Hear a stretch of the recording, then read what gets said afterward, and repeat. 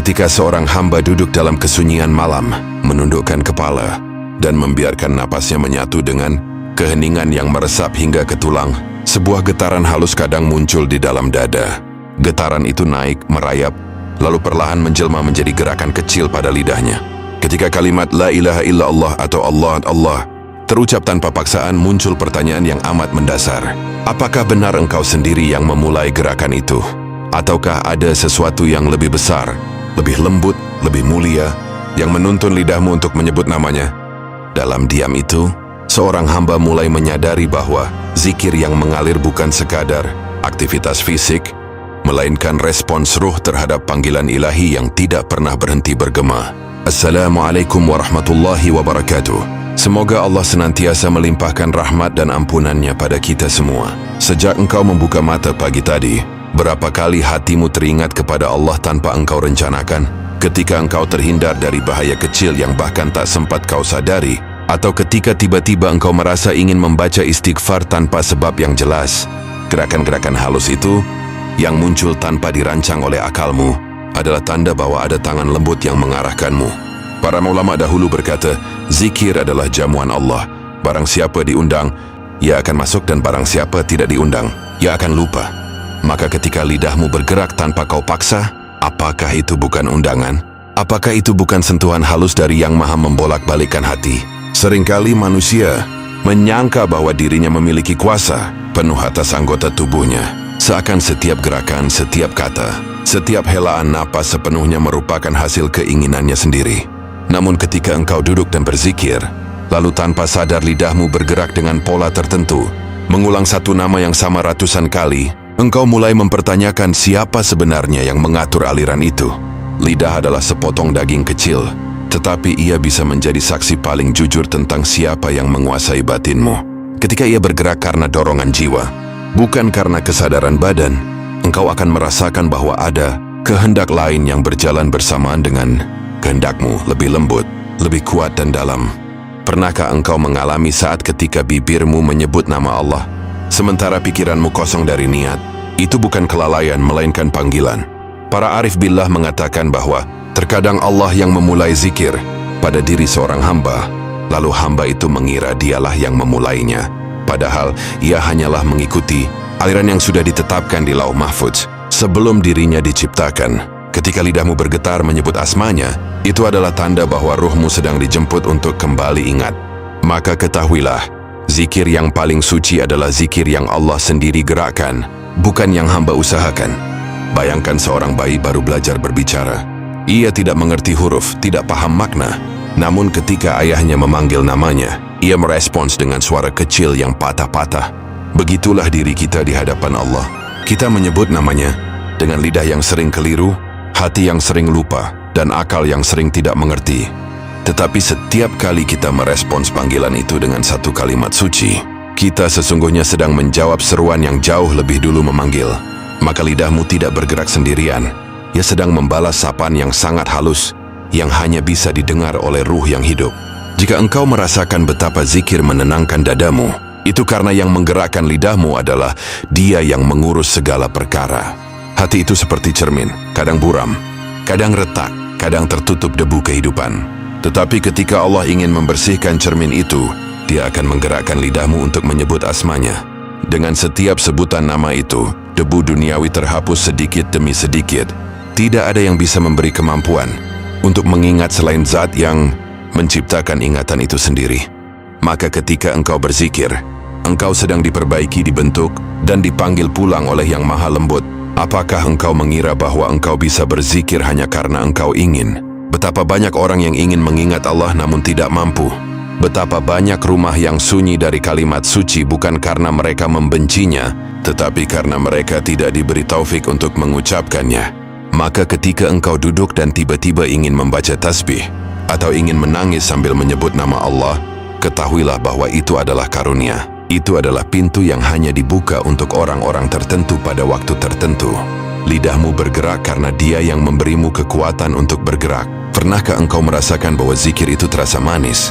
Bahwa setiap kalimat Allah yang keluar dari lidahmu seperti meneteskan ketenangan ke dalam hati? Rasa manis itu bukan ciptaanmu.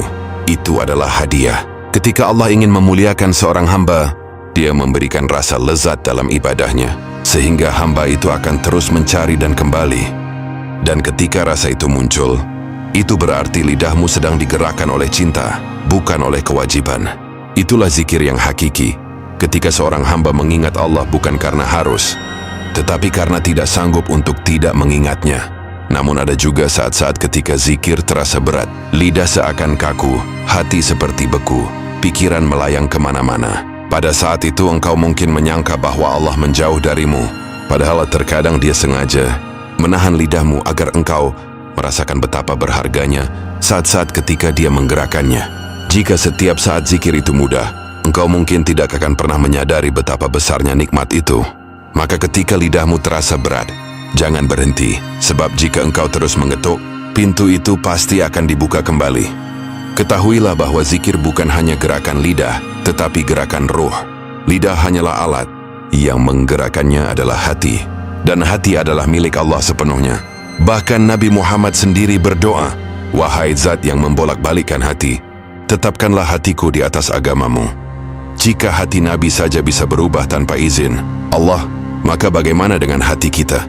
Maka ketika hati bergerak untuk berzikir, itu pasti karena Allah yang menggerakkannya. Tidak ada penjelasan lain yang lebih logis, lebih halus, dan lebih benar. Ketika engkau berzikir, perhatikanlah napasmu.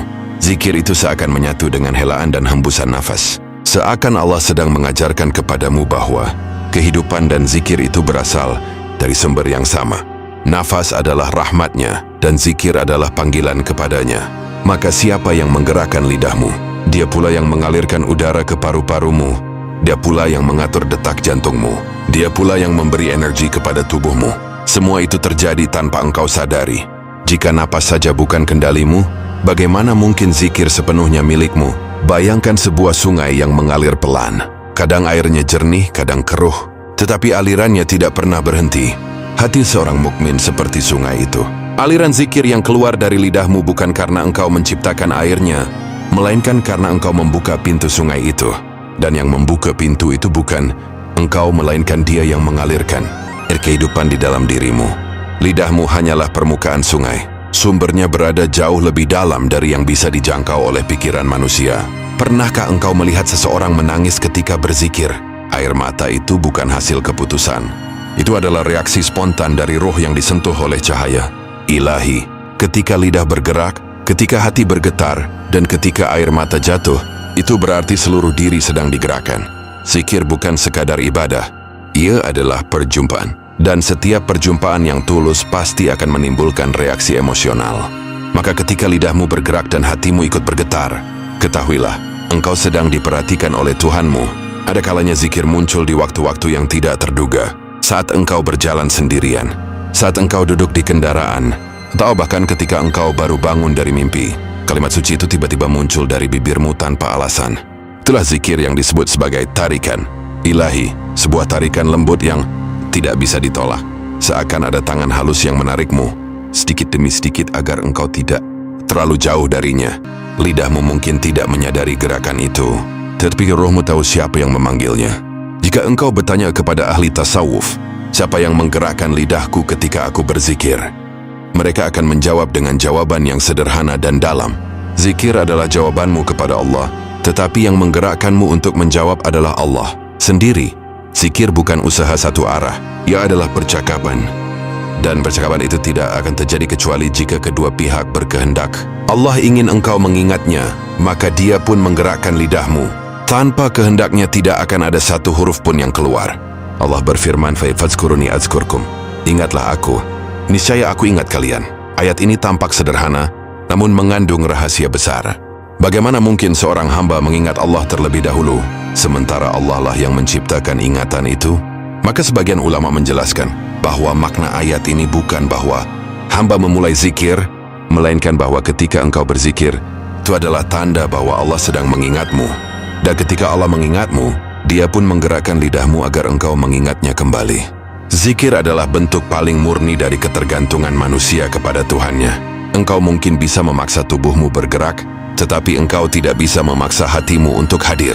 Hadirnya hati adalah undangan, dan undangan itu datang dari Allah. Maka ketika lidahmu bergerak tetapi hatimu ikut tersentuh, ketahuilah bahwa itu adalah bentuk kasih sayangnya yang paling lembut. Kasih sayang yang tidak terlihat, namun bisa dirasakan pada setiap getaran zikirmu. Ada rahasia lain dalam zikir, yaitu bahwa setiap zikir adalah balasan atas nikmat sebelumnya. Engkau berzikir karena diberi kesehatan untuk duduk. Engkau berzikir karena diberi waktu luang untuk mengingat. Engkau berzikir karena diberi iman untuk mau menyebut namanya. Maka sesungguhnya lidahmu yang bergerak adalah wujud syukur yang Allah sendiri gerakkan agar engkau tidak tenggelam dalam kelalaian. Tanpa sentuhannya manusia akan kembali kepada sifat dasar, lupa. Jika engkau benar-benar memperhatikan, engkau akan melihat bahwa zikir tidak hanya muncul ketika engkau bahagia. Justru pada masa-masa dukalah zikir terasa lebih dalam. Ketika hati terluka, ruh menjadi lebih peka. Dan pada saat itulah Allah menggerakkan lidahmu untuk mengingatnya agar engkau tidak hancur. Zikir dalam duka adalah obat. Dan Allah lah yang memberikan obat itu dengan menggerakkan lidahmu. Beberapa ulama besar berkata bahwa hakikat zikir adalah Allah menyebut nama hambanya di hadapan malaikat. Lalu hamba itu merespons dengan menyebut nama Allah. Betapa indahnya hubungan itu. Ketika lidahmu bergerak, itu bukan permulaan. Itu adalah jawaban. Lidahmu sedang menanggapi panggilan yang tidak terdengar, tetapi sangat nyata. Maka siapa yang menggerakkan lidahmu? Dia yang lebih dekat kepadamu daripada urat lehermu. Jika engkau merenung lebih jauh, engkau akan menyadari bahwa seluruh hidup ini sebenarnya adalah zikir panjang. Setiap detak jantung, setiap kedipan mata, setiap hembusan nafas, semuanya adalah bukti bahwa ada kekuatan yang menggerakkanmu tanpa henti. Lidahmu bergerak karena bagian dari kehidupanmu, dan kehidupanmu bergerak karena Allah yang memeliharanya. Maka zikir adalah puncak kesadaran bahwa tidak ada yang bergerak kecuali dengan izinnya. Beberapa orang berkata bahwa zikir adalah latihan, tetapi bagi para kekasih Allah, zikir bukan lagi latihan, ia menjadi keadaan. Lidah mereka bergerak seperti air mancur yang tidak pernah kering.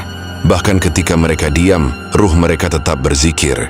Dan keadaan itu tidak akan tercapai kecuali jika Allah mengambil alih seluruh dirinya. Lidah yang selalu basah dengan zikir adalah lidah yang telah disucikan oleh Allah. Maka siapa yang menggerakkannya? Tentu saja Dia yang mensucikannya. Di akhir hayat seseorang, terkadang orang-orang saleh diberi anugerah untuk dapat mengucapkan kalimat tauhid.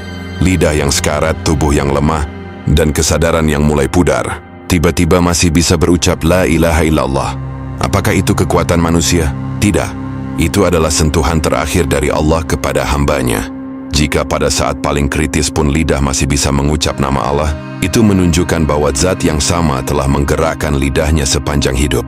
Setelah memahami semua ini, engkau akan menyadari bahwa pertanyaan, siapa yang menggerakkan lidahmu saat kau berzikir, sesungguhnya adalah pintu menuju pengenalan yang lebih tinggi.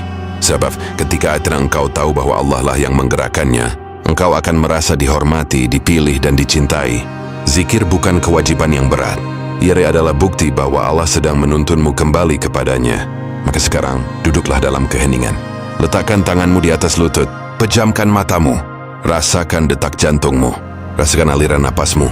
Dan ketika lidahmu mulai menyebut Allah, Allah, biarkan air matamu jatuh, karena engkau kini tahu, bukan engkau yang memulai, bukan engkau yang mengatur, bukan engkau yang memilih, tetapi Allah lah yang menggerakkan lidahmu, memanggilmu, dan mengizinkanmu untuk hadir di hadapannya. Dan tidak ada nikmat yang lebih besar daripada itu. Semoga bermanfaat. Wassalam.